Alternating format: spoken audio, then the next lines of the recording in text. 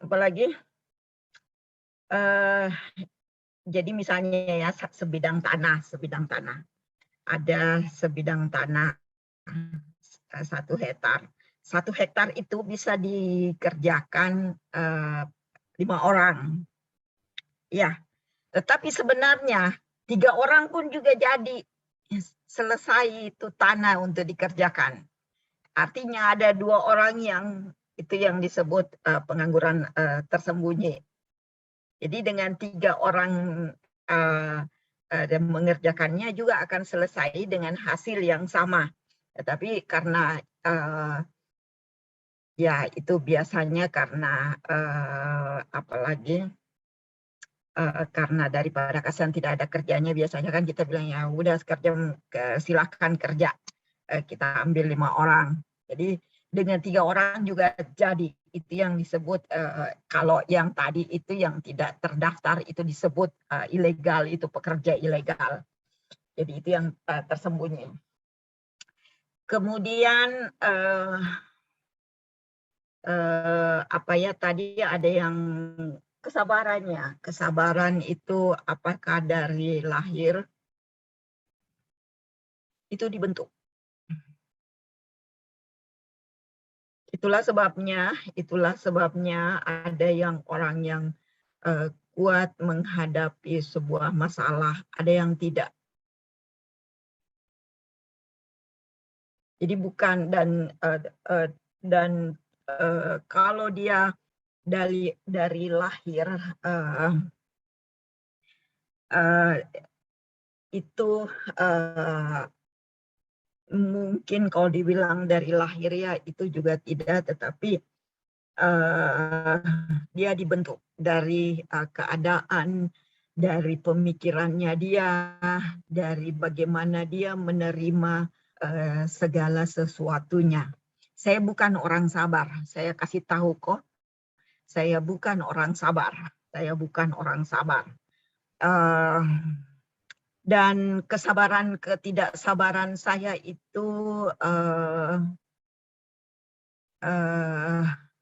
dibentuk, bapak saya orang baik, ibu saya juga orang bilang semua ibu saya itu sabar sekali. Bayangkan dia punya anak 9.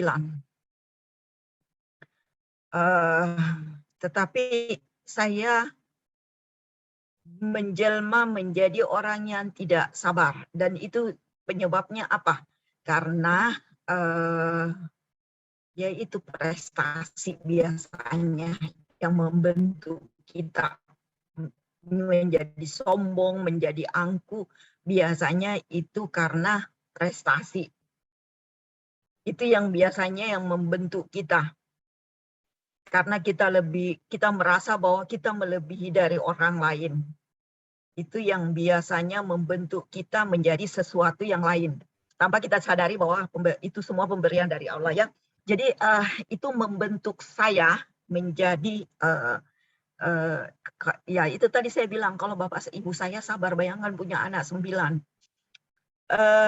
Tetapi itulah yang saya bilang, dia membentuk kita. Saya menjadi tidak sabar karena berbagai macam hal dalam kehidupan saya yang membentuk saya menjadi manusia yang tidak sabar.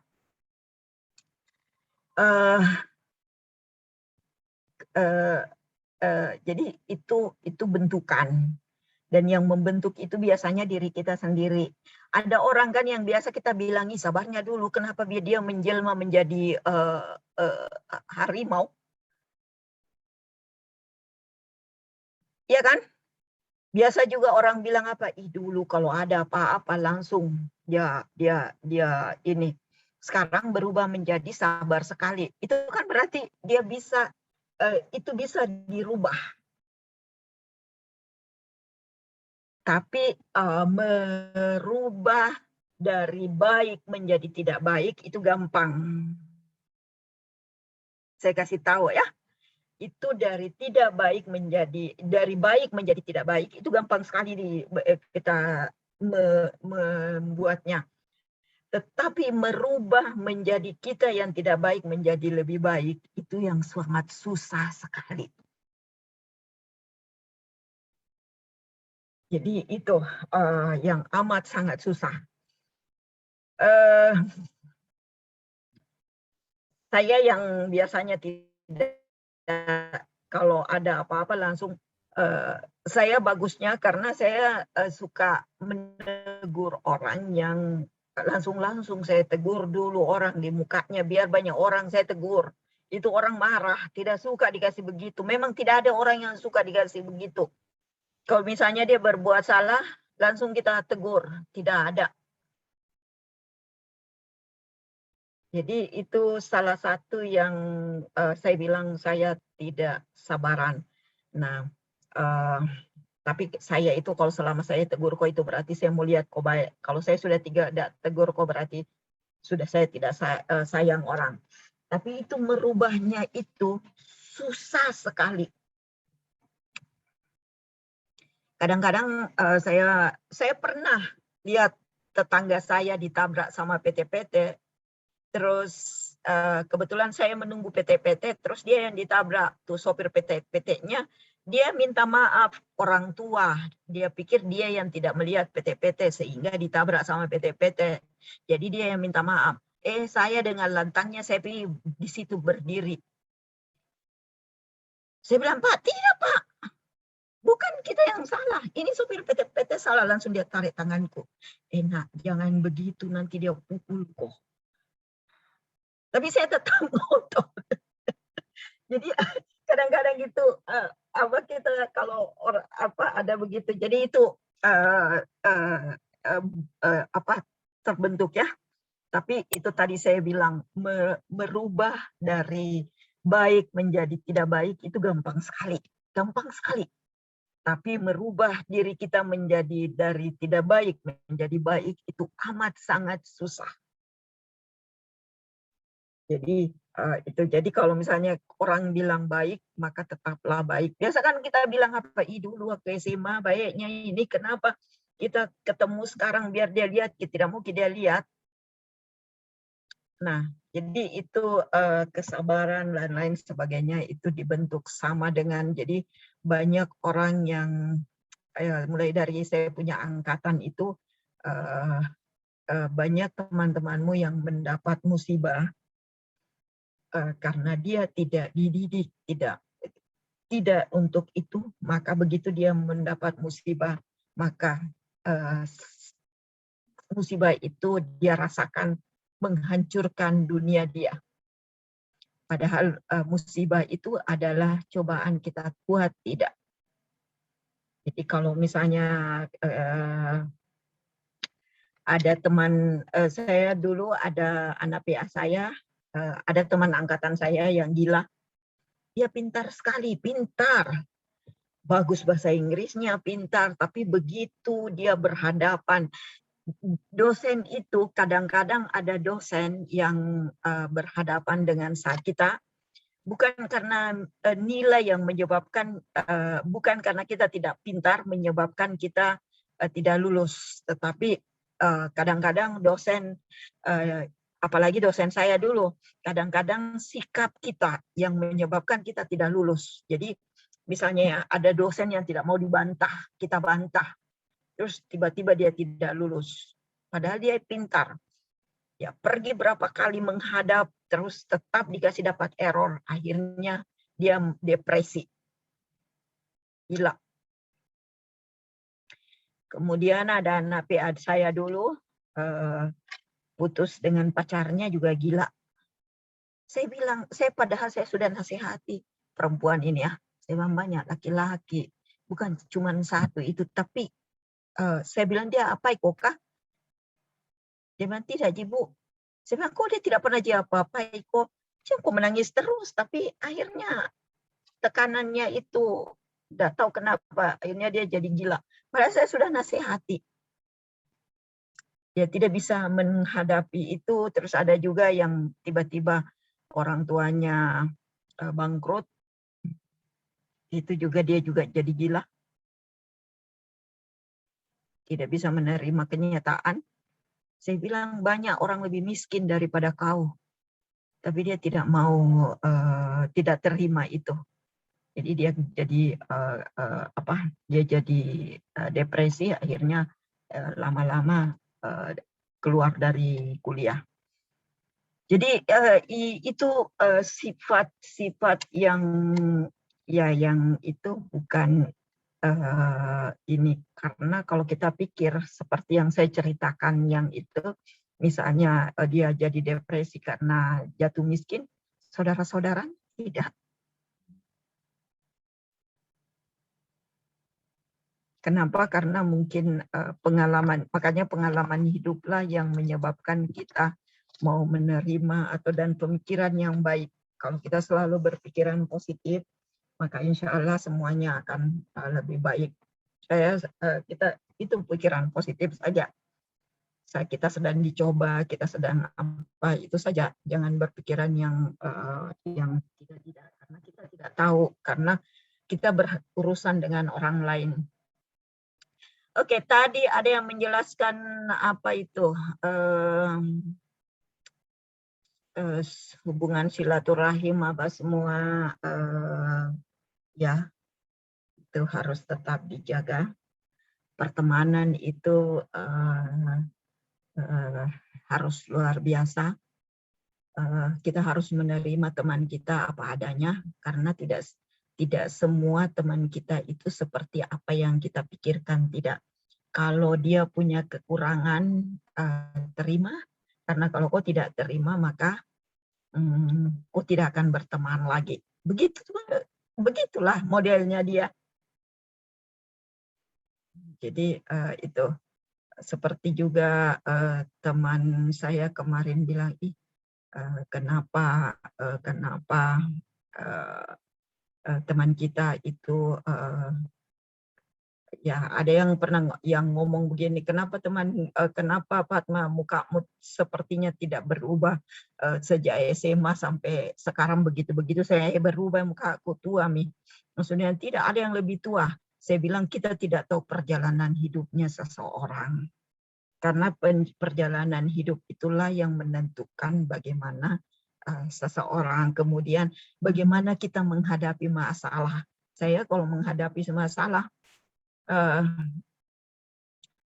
ya itu santai saja. Saya bilang ada gitu nanti jalan keluarnya. Kita tenang-tenang saja. Jadi itu. Oke, dua orang sudah berapakah? Sudah, oh ya, 2 orang tambah saja 2 orang Kwan. Lanjut saja Kwan. 2 orang 1 kelompok saja. 2 kelompok saja setiap kelompok. Kalau masih ada yang mau bertanya. Iya. Silakan ke kelompok 5 mungkin. Baik, terima kasih atas kesempatannya. Untuk sesi kedua ini kami persilakan kepada kelompok 8 sama kelompok 9 untuk bertanya kepada kelompok kami. Kami persilakan kepada kelompok 8 jika ada yang ingin bertanya.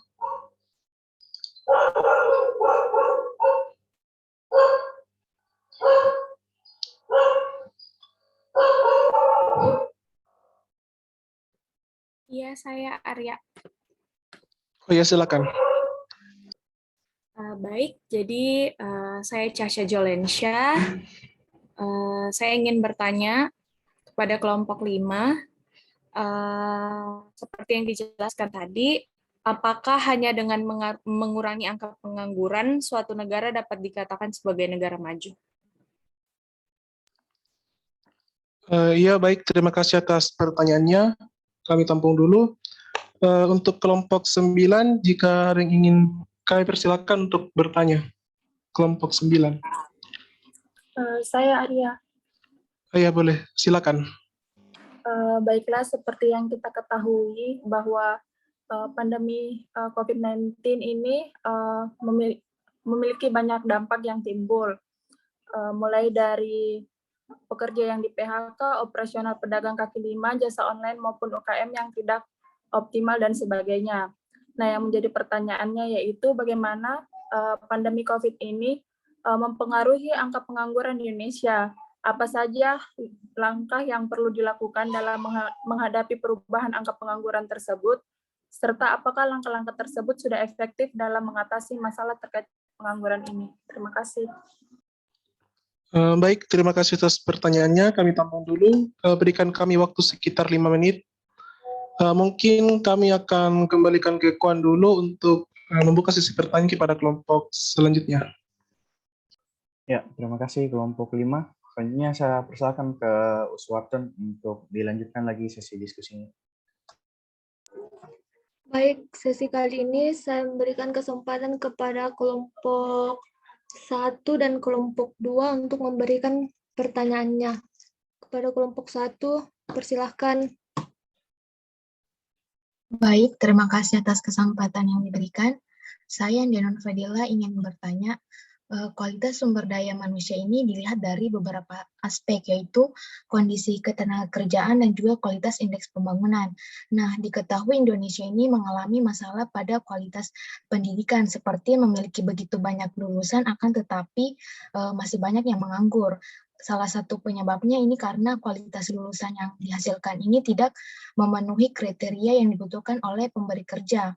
Nah, menurut kelompok Anda untuk mengatasi atau mengurangi permasalahan tersebut, bagaimana strategi yang baik untuk dilakukan dalam meningkatkan kualitas sumber daya manusia, terutama untuk bagi yang penganggur ini? Terima kasih. Baik, terima kasih. Selanjutnya, saya persilakan kepada kelompok 2 untuk memberikan pertanyaannya. Ya, terima kasih atas kesempatannya. Saya Randy Kumar Sabastian, perwakilan dari kelompok 2.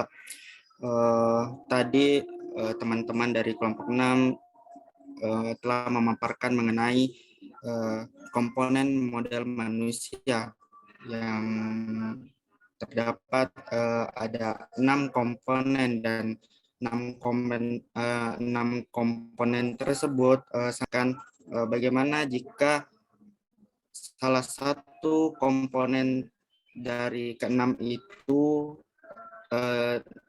dan 6 komponen tersebut tidak dimiliki oleh seseorang, apa yang akan terjadi? Ya, mungkin itu saja sih. Terima kasih atas pertanyaannya. Mohon berikan kami waktu untuk mencari jawabannya. Saya kembalikan kepada Kuan untuk bagaimana selanjutnya. Ya, terima kasih kepada kelompok 6. Selanjutnya saya bertanya kepada kelompok 5. Apakah sudah ada pertanyaan yang bisa dijawab? Sudah bisa. Ya, silakan. Baik, terima kasih atas kesempatannya. Untuk pertanyaan kelompok 8 akan saya jawab sendiri. Apakah dengan hanya mengurangi angka pengangguran, suatu negara dapat dikatakan sebagai negara maju? Perlu kita ketahui bahwa negara maju itu merupakan sebutan untuk negara yang menikmati standar hidup yang relatif tinggi melalui teknologi yang tinggi pula, serta ekonomi yang merata. Nah, banyak indikator yang menyatakan bahwa suatu negara dapat dikaitkan sebagai negara maju selain mengurangi angka pengangguran atau tingkat pengangguran yang menurun. Antara lain, yang pertama, suatu negara itu dapat dikatakan sebagai negara maju apabila memiliki pendapatan per kapita yang tinggi. Terus yang kedua, suatu negara dapat dikatakan negara maju apabila adanya keamanan yang terjamin. Dan yang ketiga itu suatu negara maju dapat dikatakan negara maju apabila fasilitas kesehatan itu memadai. Yang keempat itu suatu negara dapat dikatakan negara maju apabila dapat menguasai sains dan teknologi. Serta yang kelima itu suatu negara dapat dikatakan negara maju apabila tingkat ekspor lebih tinggi daripada impor. Nah, mungkin saya akan menjelaskan satu persatu terkait indikator-indikator selain dengan menurunnya angka pengangguran. Yang pertama itu memiliki pendapatan per kapita yang tinggi. negara maju yang memiliki pendapatan per kapita yang tinggi setiap tahunnya itu di atas 11.906 US dollar. Nah, dengan memiliki pendapatan per kapita yang tinggi, membuat nilai ekonomi negara itu dapat terdongkrak sehingga jumlah kemiskinan dapat teratasi. Terus yang kedua itu keamanan terjamin, di mana tingkat keamanan suatu negara maju lebih terjamin dibandingkan dengan negara-negara berkembang. Sehingga hal ini merupakan efek dari adanya kecanggihan teknologi di negara tersebut. Nah, maka dari itu, dengan adanya teknologi yang mumpuni ini, fasilitas keamanan dengan teknologi persenjataan pun dapat berkembang dengan baik, sehingga dapat mengurangi angka kriminalitas akibat dengan adanya pengangguran. Yang ketiga itu, fasilitas kesehatan yang memadai, di mana kesehatan di negara maju sangat terjamin dapat ditandai dengan fasilitas kesehatan memadai seperti adanya rumah sakit dan tenaga medis yang terlatih dan andal. Oleh karenanya itu, dengan adanya fasilitas kesehatan yang memadai, maka angka kematian atau angka mortalitas itu dapat ditekan, sehingga keberlangsungan hidup penduduknya itu bisa tinggi dan juga bisa dikendalikan.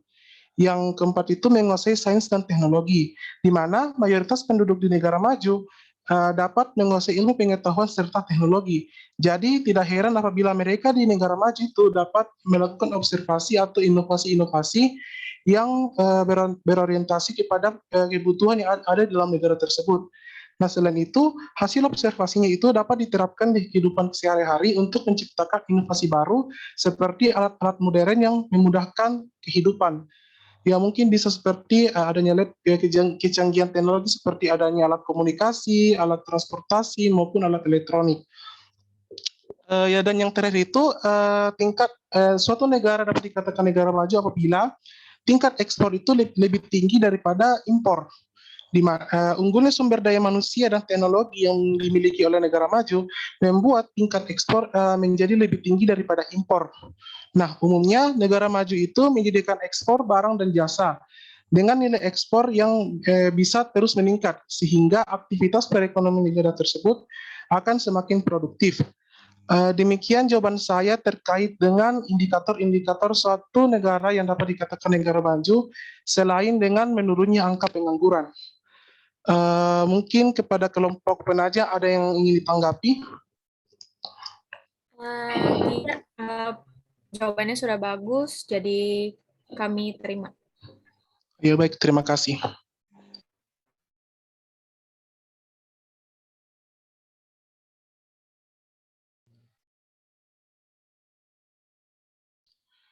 Untuk pertanyaan kelompok 9, kami persilakan kepada Gabriel Indri untuk menjawab pertanyaan dari kelompok 9. Baik, terima kasih atas kesempatan yang diberikan kepada saya. Pada kesempatan kali ini saya akan menjawab pertanyaan dari kelompok 9. Inti dari pertanyaannya yaitu apa langkah-langkah yang perlu dilakukan untuk mengatasi dampak dari pandemi terhadap sektor-sektor informal. Dan apakah langkah-langkah tersebut sudah efektif? Nah, dengan adanya pandemi COVID-19 ini, sektor ekonomi yang paling merasakan imbasnya, di mana ekonomi nasional menjadi tidak stabil dan mengalami krisis, sehingga tentunya memberikan tekanan yang besar kepada sektor ketenagakerjaan di Indonesia. Nah, pada periode Agustus 2020 terdapat hampir 30 juta penduduk usia kerja yang terdampak dari pandemi ini. Dimulai dari banyaknya perusahaan yang kolaps atau gulung tikar, sehingga banyak tenaga kerja yang terkena PHK dan menjadi pengangguran. Adapun langkah-langkah yang dapat dilakukan terutama oleh pemerintah yaitu mengalokasikan dana untuk penanganan COVID-19 dan melakukan stimulus ekonomi bagi para pelaku usaha.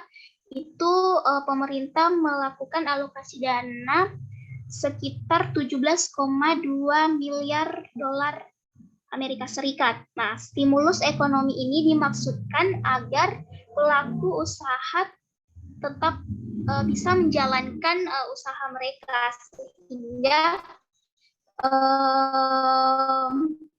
orang-orang yang bekerja pada mereka itu tidak terkena PHK. Adapun kebijakan yang kedua yaitu penghasilan. Dalam waktu dekat juga pemerintah akan mengeluarkan kebijakan relaksasi iuran jaminan sosial ketenaga kerjaan untuk meringankan sekitar 56 juta pekerja sektor formal. Nah, yang ketiga yaitu menyediakan jaring pengaman sosial bagi pekerja sektor informal. Pemerintah memberikan bantuan sosial kepada 70,5 juta pekerja pada sektor informal yang termasuk dalam kategori miskin dan rentan. Selanjutnya yaitu memprioritaskan pemberian insentif pelatihan melalui kartu program prakerja bagi para pekerja yang terkena PHK. Nah, pemerintah telah memberikan insentif pelatihan dengan target tahun ini itu sebanyak 3,5 sampai 5,6 juta penerima manfaat. Dan hingga saat ini telah terrealisasi lebih dari 680.000 penerima manfaat yang didominasi oleh korban PHK akibat dari pandemi tadi. Nah, adapun kebijakan yang selanjutnya yaitu memperbanyak program perluasan kesempatan kerja seperti padat karya tunai, padat karya produktif, terapan teknologi tepat guna atau TTG, tenaga kerja mandiri, dan kewirausahaan yang dimaksudkan agar adanya penyerapan tenaga kerja.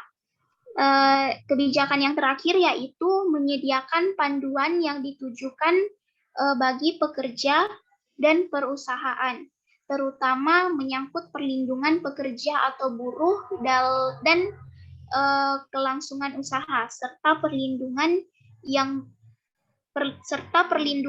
bagi mereka yang bekerja untuk mengantisipasi terkenanya COVID-19. Itu saja yang bisa saya sampaikan. Saya kembalikan ke moderator. Baik, terima kasih atas jawabannya. Saya kembalikan kepada kelompok penanya, kelompok 9. Apakah jawaban kami ada yang kurang atau sudah jelas? Saya rasa sudah cukup jelas. Terima kasih teman-teman kelompok 5. Ya, terima kasih kembali. Saya kembalikan kepada Kuan untuk selanjutnya. Ya, terima kasih Arya. Selanjutnya saya serahkan ke kelompok 6 untuk menjawab sisa pertanyaannya yang tadi. Baik, terima kasih. Kelompok kami akan menjawab pertanyaan yang pertama, menjawab pertanyaan dari kelompok pertama, yaitu yang akan dijawab oleh Ramadanti. Kepada Ramadanti, dipersilahkan. Baik, terima kasih kesempatannya. Saya akan menjawab pertanyaan dari kelompok 1 tentang kualitas sumber daya manusia dilihat dari beberapa aspek, yaitu kondisi ketenagakerjaan dan kualitas indeks pembangunan, dan cara mengatasi atau mengurangi permasalahan tersebut, dan bagaimana strategi yang baik untuk dilakukan dalam meningkatkan kualitas sumber daya manusia. Sebenarnya memang kualitas pendidikan di negara berkembang cenderung lebih rendah dibandingkan dengan negara-negara maju. Usaha-usaha yang dapat dilakukan untuk pengembangan modal manusia antara lain mengembangkan sistem pendidikan yang sesuai, termasuk yang berorientasi pada keterampilan. Yang kedua, mengembangkan sistem pelatihan di luar lembaga pendidikan. Yang ketiga, mengembangkan sistem imbalan dan penilaian prestasi kerja agar pekerja semangat untuk memperbaiki kualitas diri serta termotivasi untuk bekerja lebih baik lagi. Selanjutnya saya serahkan kepada moderator. Baik, terima kasih. Selanjutnya saya kembalikan kepada kelompok penanya, yaitu kelompok 1. Apakah jawabannya sudah jelas atau ada yang ingin ditanggapi? Baik, saya rasa sudah cukup jelas. Terima kasih. Terima kasih. Selanjutnya, kami akan menjawab pertanyaan dari kelompok 2 yang akan dijawab oleh saya. Jadi pertanyaan dari kelompok 2, bagaimana ketika salah satu dari ke-6 komponen modal manusia tersebut tidak terdapat dalam diri manusia? Jadi ke-6 komponen modal manusia ini akan muncul dalam sebuah kinerja. Ke-6 komponen tersebut saling berhubungan. Modal manusia akan tetap berjalan, tapi tidak semaksimal jika ke-6 komponen tersebut saling melengkapi. Jika ada salah satu dari ke-6 komponen tidak ada atau tidak memenuhi syarat dalam diri manusia, maka modal manusia akan tetap berjalan, tapi tidak semaksimal jika ke-6 komponen tersebut saling melengkapi dan akan menghasilkan kinerja yang kurang efektif atau tidak optimum. Karena komponen modal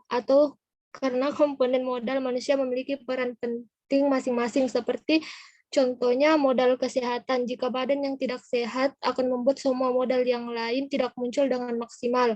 Oleh karena itu, kesehatan adalah bagian dari modal manusia agar dia bisa bekerja dan berpikir secara produktif. Sekian dari jawaban saya kembalikan kepada kelompok 2. Apakah jawabannya sudah jelas atau ada yang ingin ditanggapi? Baik, terima kasih kepada kelompok 6. Jawabannya sudah jelas. Terima kasih. Selanjutnya saya kembalikan kepada Kwan. Bagaimana selanjutnya? Ya, terima kasih atas kelompok 6 dan juga kelompok 5 yang telah menjawab pertanyaan-pertanyaan. Pesan dari Ibu, kalau kelompok 6 sudah menjawab 2 pertanyaan tadi, maka kita bisa menutup diskusi kita pada sore hari ini. Maka dengan ini saya menutup diskusi kita pada sore hari ini. Selanjutnya saya serahkan ke Ibu, mungkin siapa tahu ada yang Ibu mau sampaikan. Oke. Makasih Kwan. Jadi luar biasa ini 2 mengenai pengangguran. Jadi ini 2019 ya. Tadi itu saya pergi ke kampus rapat untuk persiapan luring. Katanya mulai minggu ke-11. Terus dosennya disuruh swab. Tapi saya tadi agak flu, jadi sudah 2 hari ini diminta swab. Saya enggak mau karena saya lagi agak flu. Karena kalau saya swab lagi dalam keadaan agak flu itu biasanya langsung positif, biar tidak positif. Jadi saya termasuk salah satu dosen yang mendaftar karena memang ada namaku dan SDM. Cuman ya itu katanya satu dalam kelas itu cuma 20. Saya tidak tahu berapa orang yang mendaftar di sini, dan itu harus ada persetujuan. Kalau saya swab gampang, anakku juga yang swab nanti bisa. Nanti dia juga yang kasih keluar keterangan bahwa saya sudah di swab. Jadi gampang. Jadi tadi saya ikut itu rapat koordinasi dengan dekan periode kedua. Saya tidak tahu berapa orang di sini yang mendaftar untuk ikut karena dari banyak mahasiswa di Fakultas Ekonomi sedikit yang mendaftar. Lebih senang daring daripada luring. Tadi juga Pak Dekan minta saya mengajar di fakultas. Dia bilang buka laptop mau di situ mau kok, tapi saya bilang saya mau pulang deh. Lebih enak, lebih nyaman di rumah saya rasa daripada di kantor, di lounge. Baru saya aja dengan Pak Bur. Pak Bur lihat-lihat, Pak Bur bilang iya Bu, Ibu masuk bikin kita. Saya mendaji Pak Bur. Pak Bur mau buatkan teh. Jadi itu. Jadi saya tidak tahu berapa orang yang mendaftar di kelas ini. Kayaknya ini kelas deh yang dipersiapkan mulai di minggu ke-11, 11, 12. Jadi tapi tadi walaupun Pak Dekan bilang 2020, 2021, tapi yang saya dapat itunya ini kelas SDM. Saya cuma bilang kalau bukan SDM, statistik saya Semarang, saya mau luring saya bilang. Tapi ada yang luring, ada yang daring ya. Yang karena mahasiswa juga diminta untuk mendaftar, kemudian harus ada surat izin dari orang tua. Dan kalau ada yang terkena positif COVID, maka kita semua di screening atau kelas. Saya bilang asal jangkit isolasi karena saya tidak suka isolasi di rumah sakit. Saya tidak suka di rumah sakit. Jadi banyak peraturannya. Kita nikmati saja apa yang terjadi nanti. Kalau vaksin, saya sudah vaksin 2 kali, mau 3 kali, tapi katanya Moderna membuat banyak orang sakit. Saya takut, jadi akhirnya tidak jadi. Oke, jadi pengangguran jarang yang menulis sekarang. Ini angkatan 2019, tahun depan itu 2019, malah bukan tahun depan. Tahun ini sudah bisa KKN, barangkali ada yang sudah bisa KKN. Tahun depan juga ada yang sudah ini. Jadi sudah bisa pikir-pikir apa yang mau ditulis. Kalau mengenai SDM, maka banyak yang mulai dari awal kita kuliah diskusi, banyak judul-judul yang bisa kau ambil. Banyak yang bertanya mengenai dampak COVID. Itu bisa dijadikan penelitian seperti tadi, dampak COVID terhadap pengangguran. Itu bisa kalian tulis. Kemudian terhadap mutu sumber daya manusia, itu juga bisa ditulis. Jadi mutu sumber daya manusia salah satunya itu pendidikan. Kalau pemerintah sekarang tidak keluar dari, dia tidak anak-anak kita, kalian pasti menyadari bahwa kita itu adalah anak-anak yang tidak terbiasa untuk belajar sendiri dan tidak terbiasa membaca. Jadi itu, anak-anak sekarang adalah anak-anak yang tidak terbiasa diajar mandiri untuk belajar sendiri dan lain sebagainya. Sehingga saya tahu betul mulai kelas 1, 2, mulai SD, SMP, SMA sekarang banyak, bukan dia yang kerjakan, dia punya tugas. Mudah-mudahan kau juga bukan bapakmu kau suruh bikin makalah.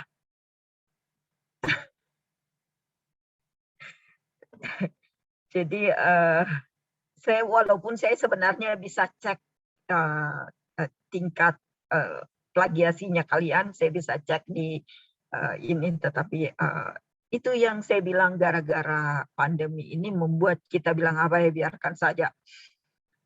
Jadi itu membuat mutu sumber daya manusia kita mengalami penurunan. Sampai sekarang, kalau kita bicara penduduk Indonesia yang berpendidikan tinggi, itu tidak pernah lebih dari 10-11% dari seluruh penduduk yang berumur 15 tahun ke atas. Yang berpendidikan tinggi ya, yang usia sekolah. Itu tidak lebih dari 10 sampai, bukan 15% lagi, 10-11%, kecil, sedikit sekali. Sementara pendidikan merupakan salah satu indikator dari mutu sumber daya manusia, pendidikan. Ya, memang kalau dia pendidikan sarjana itu tidak langsung membuat kita menduduki jabatan yang tinggi, tetapi akan berbeda kedudukannya orang yang sarjana dengan orang yang tamatan SMA. Akan berbeda kedudukannya, akan berbeda upahnya orang yang tamatan SMP dengan SMA dan perguruan tinggi, pasti berbeda. Walaupun saya selalu bilang juga bahwa tidak akan pernah kalian itu begitu selesai karena sarjana dijadikan direktur, tidak. Kecuali itu kau bikin sendiri perusahaan, langsung kau jadi direktur sendiri, iya. Tapi saya selalu berbilang bahwa apapun pekerjaan itu, kalau kita mulai dari bawah, pekerjaan tersebut, kalau kita mulai dari bawah, maka kita belajar menjadi orang. Asal kau pelajari bahwa oh kalau kita misalnya kalau begini, jadi pada saat kau berada di atas, kau tidak dibodoh-bodohi sama bawahanmu.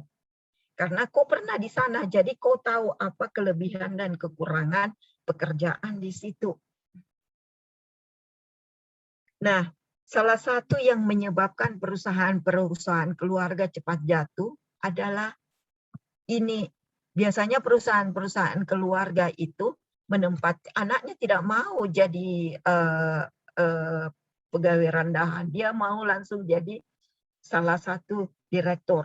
Bagaimana mungkin dia mau menjadi bagus kalau dia tidak punya pengalaman dari bawah. Dia tidak mengetahui bagaimana pekerjaan di bawahnya. Dan itu yang menyebabkan hancur. Memang kalau saya tidak tahu, mudah-mudahan di sini ada keluarga klan dari Pak JK. Pak JK itu juga mendidik, dia punya anak-anak dan saudara, ponakan, dan lain sebagainya. Itu juga mulai dari bawah. Jadi memang persiapannya, memang itulah sebabnya ya dia lumayan kuat lah sampai sekarang. Saya cuma tidak tahu setelah bukan lagi Pak JK apakah masih begitu atau tidak, atau dia akan jatuh. Karena sekarang Pak JK masih mendidik mereka seperti itu. Kenapa? Karena kebetulan salah satu adiknya Pak JK itu adalah angkatan saya. Bukan angkatan saya, kakak kelas saya, tapi dia satu organisasi dengan saya, jadi saya tahu betul bagaimana mereka dididik. Jadi tidak langsung jadi direktur, tidak langsung jadi apa, tetapi dia dididik dulu dari mulai dari pegawai biasa, kemudian naik menjadi kepala bagian apa dan seterusnya, sehingga dia akhirnya bisa menjadi salah satu CEO dari anak perusahaan itu. Jadi dia memang dari bawah. Dan anak-anaknya juga begitu, yang tamatan ekonomi juga, Indira juga diajari, siapa namanya, juga seperti itu yang sekarang jadi direkturnya. Oke, jadi banyak dari diskusi kita yang kalau misalnya ada yang tertarik untuk menulis mengenai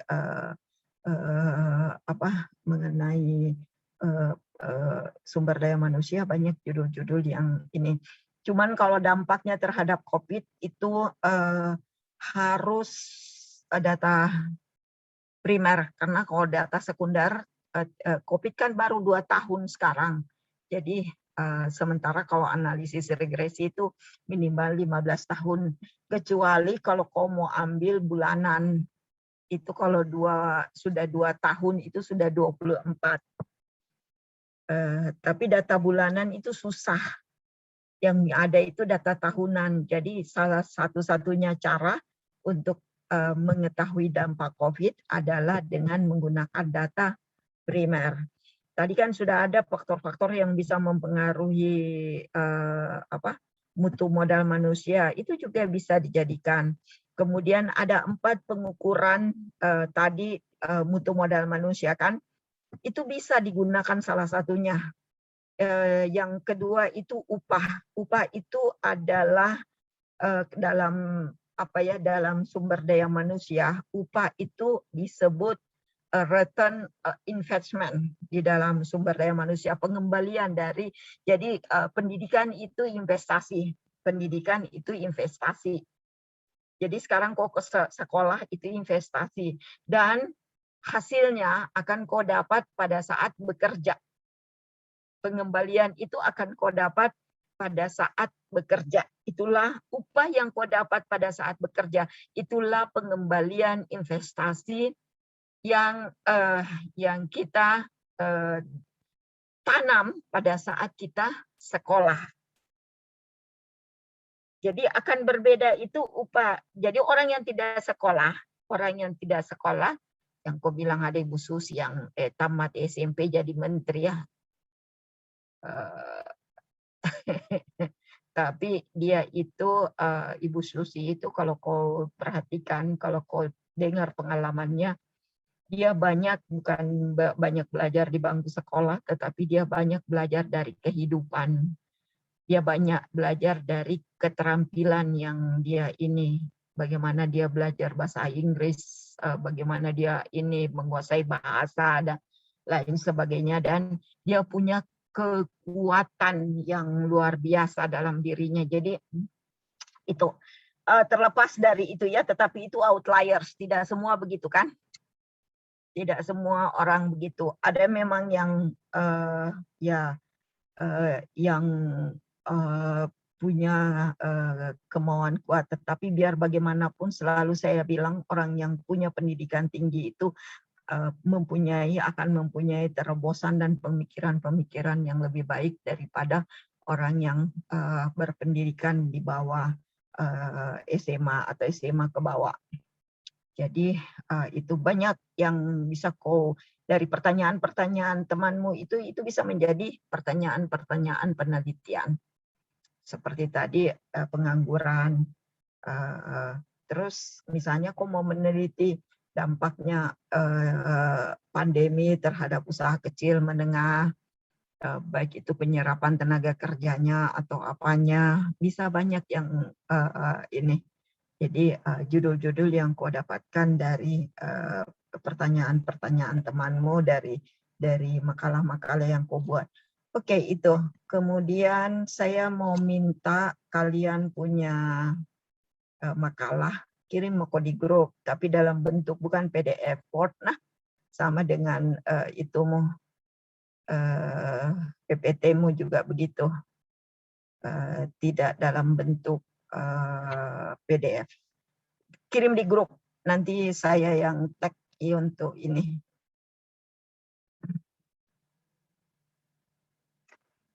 Jadi itu, apalagi ada yang kau mau tanyakan sebelum kita tutup? Terkait pengumpulan makalahnya Ibu itu untuk semua kelompok? Tidak, Ji, yang bawakan saja materi. Oh iya. Dalam bentuk Word, yang semua kelompok biar di saja di folder.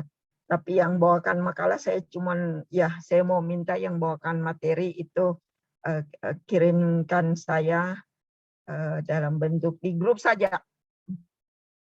Saya mau simpan rencana PPT-nya dengan PDE Word-nya, rencana kalau misalnya jadi, saya mau bikin dia menjadi sebuah buku. Tapi saya tidak tulis namamu, paling saya tulis bahwa ini dari kelas, karena tidak mungkin saya tulis semua namamu. Jadi saya tulis saja bahwa ini buatan kelas ini tahun 2021. Nanti di lampiran dikasih namamu semua.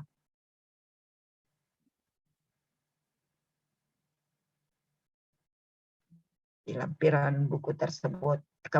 Pasti saya edit dulu, makanya saya minta dalam bentuk Word karena saya mau edit dulu yang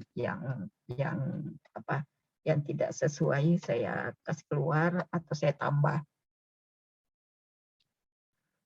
Jadi, saya mau rencana kalau saya punya waktu luang saya mau perbaiki.